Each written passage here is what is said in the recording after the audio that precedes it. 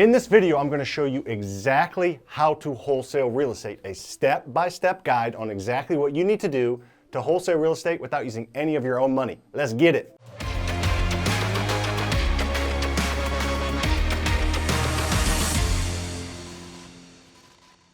Before I get rolling into this wholesale video, make sure you give this video a like right there, somewhere over here. Give it a like, please. Make sure to stay tuned to the end because we have Maisie's joke of the day. Today's a good one. And then also, if you want to enter our comment challenge, what's our comment challenge? Our comment challenge is if you comment on every video that is released in a specific month. This video is being released in February, so if you comment on this video and all our other videos that are being released in February, I will do a Zoom call with one of our commenters. We will randomly pick a commenter and I will do a one-on-one Zoom call with them to help either launch their business or help maybe improve their business with our resources that we have. Super fun, free giveaway. So if you have interest in that, make sure you're commenting on our videos. One of my favorite things about wholesaling real estate is you don't have to have any money, literally $0 to do it.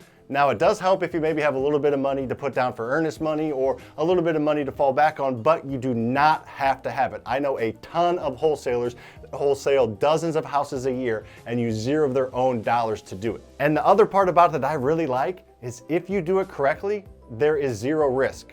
Let me check with my lawyer, can I say that? Yes, there can be zero risk if you do it properly and if you set up the contract correctly from the jump, which I'm going to talk about in this video. It is a zero risk proposition if you do it the right way. Last point I want to make before I go into the step-by-step process is learn this skill no matter what your goal in real estate investing is. If you just want to have buy and hold rental properties, you're still going to come across houses that you don't want to keep as rentals or can't or for whatever reason. So learning the skill of wholesaling is a great way to make money on the side. Whether you're doing real estate investing full-time or not, it's a great way to make money on the side because you're going to come across properties that you don't want to rent or you don't want to fix and flip. Not every property is going to work perfect for your preferred exit strategy. So make sure you have this in your back pocket, learn how to wholesale. It's a great way to make money on the side, whether you're in real estate or not. It's a great little side hustle that can turn into a full-time job. I know wholesalers that work on the side that make an extra 50 grand a year, and I know wholesalers that do this full-time and make $250,000 a year. So you can make a lot of money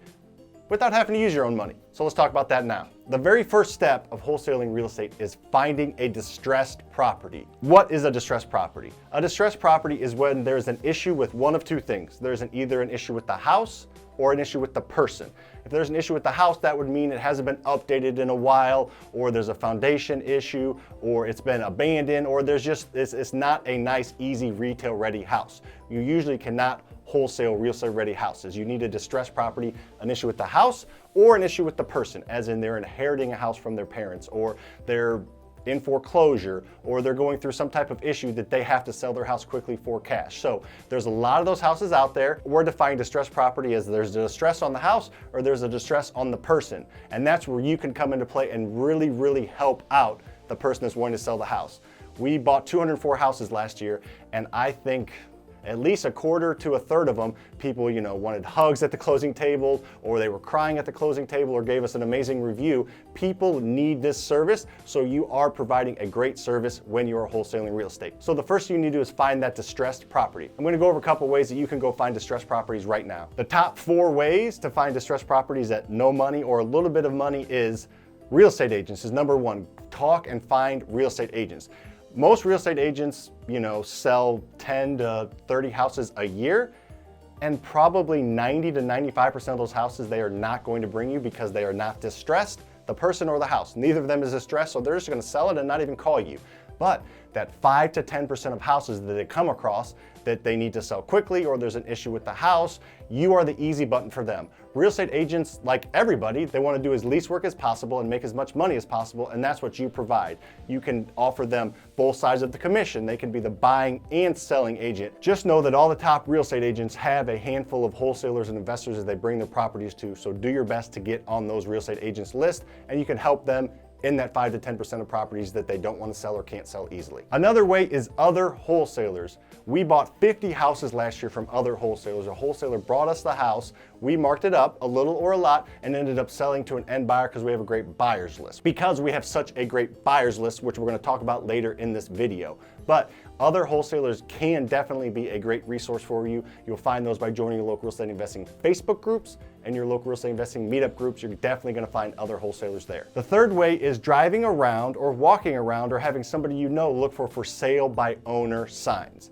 A for sale by owner sign doesn't necessarily mean that there's an issue with the house, but it does potentially mean that the person selling the house is willing to get creative. They don't want to pay an agent, they think they can do it on themselves, or there is an issue with the house and they want to sell quickly, so they just threw that for sale by owner sign out. Now, you're not getting a 100% hit rate, but what I would do, what I have done with those signs is either call them up or text them and just ask them about the house, if it appears distressed, and an asking price. And then after you analyze those two things, if they're telling you that it needs work or they're telling you the asking price, do a quick comparison to see if it's a discount that they're asking for or you feel like they have room, and just work your magic from there. You know, you don't have to be the best salesperson, the top negotiator. You'll learn that over time, but just start to make offers. Even if it's way less than what they're asking, the worst they can say is no, and you can move on to the next one. So that's kind of a great lead source that you can start to do as you're just driving around. Speaking of driving around, the last one that I want to talk about is driving for dollars. It's driving around looking for distressed properties that have a high propensity to sell at a discount. You're driving a neighborhood of 100 houses,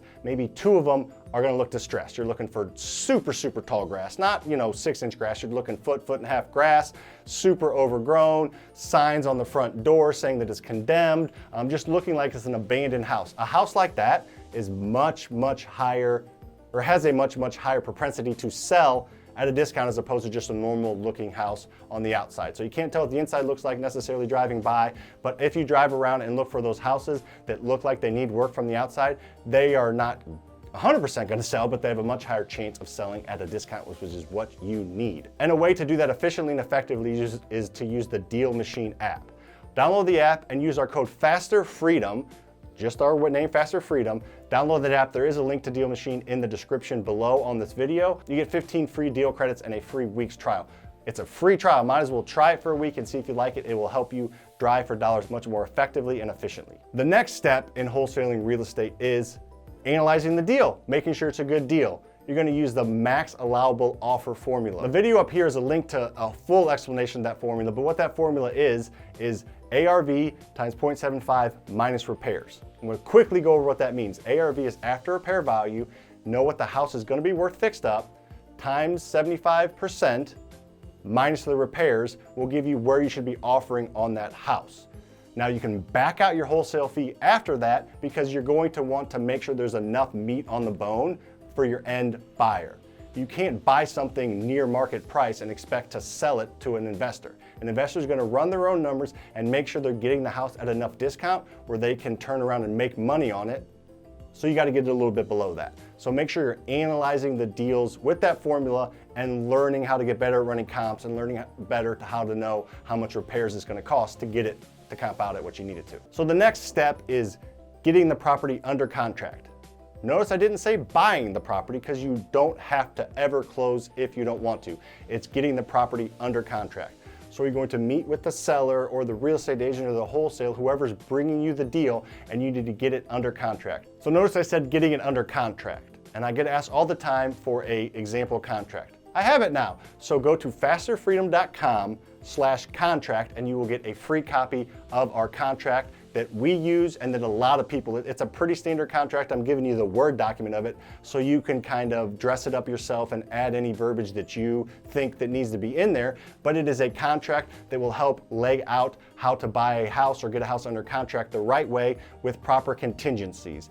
When you'll read the contract, you'll notice that there are contingencies in there that allow you to get out of the contract if you cannot close.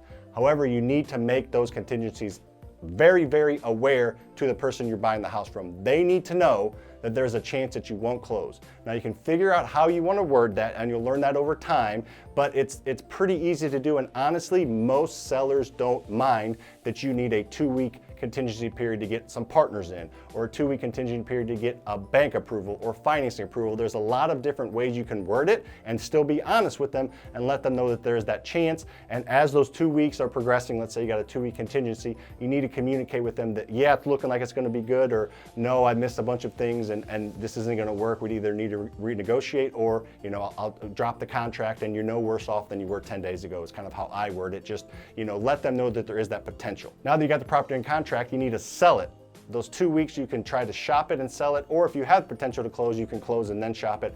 Whatever works best for you. Some great ways to shop the properties and start to build a great buyers list is post them on your local real estate investing Facebook groups.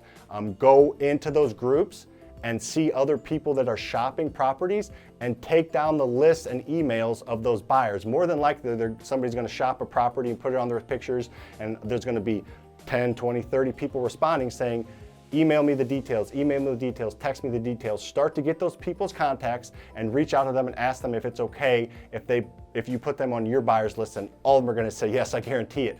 So start to build that list. Just shopping it on the local Facebook groups, if it is a good deal, it will sell. Also go to those local real estate investing meetups. There's a ton of buyers at those things. Hand out business cards, get their business cards, start to build that buyers list. The stronger buyers list you have, which a buyers list is a list of people that are going to be buying the properties from you, the more money you will make and the more offers you can put on houses, because you know that you have a solid buyer on the back end. And the number one buyers you guys should be going after should be companies like ours, like FasterHouse. Whatever town you're in, type in sell my house fast, real estate investing companies, local real estate investors, and big companies like ours will pull up.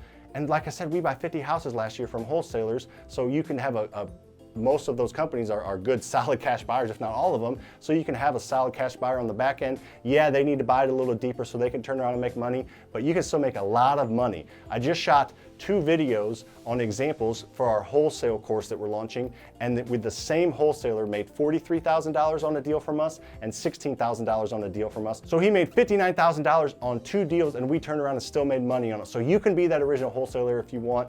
Build your own list, but there's a lot of resources out there to start to sell houses right away. The last is closing on the deal. You make your money when you buy, because you buy deep enough or get under contract for deep enough, but you get paid when you close. This one's pretty easy. You just need to talk to local title companies. Every town has a handful of them, if not more, and you should probably find out the best ones to use by talking to other real estate investors in those meetup groups, in those Facebook groups. Just ask for good investor-friendly title companies, and they will take care of it from there. They will handle closing. They will talk to you and the buyer and make sure everybody has the right information they need. They will handle it from there. That is the point of the company.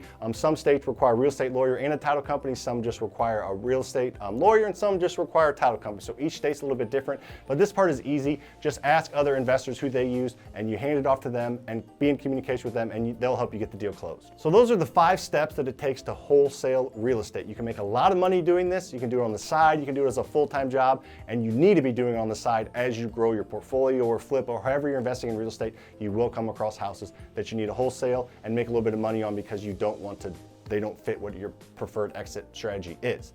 So take this video to heart.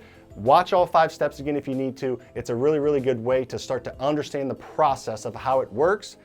There's going to be little differences in your state, in your county, in your city. It's not a catch-all. That's why I didn't want to go into too many details on each of them, because each state's going to be a little bit different, but in general, this will point you in the right direction. All right, Macy's joke of the day.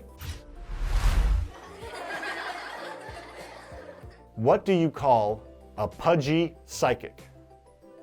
A fortune teller. All right, thanks for watching, guys. See you on the next one.